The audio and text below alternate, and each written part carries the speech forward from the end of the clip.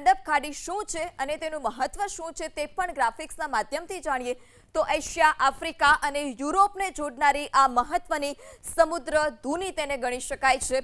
Yemen, જીબુતી અને Somalia વચ્ચે આ ખાડી આવેલી છે. લાલ સાગરને અદન ખાડી સાથે જોડે છે આ ખાડી.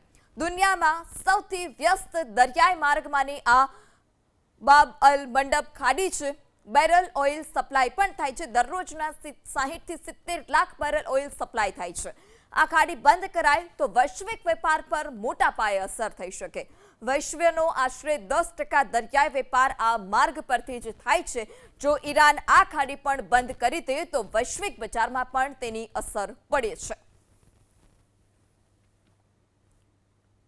ત્યારે વિશ્વનો આશરે 10% દરિયાઈ જે વેપાર છે તે બાબ અલ મંડપ ખાડીથી થાય છે.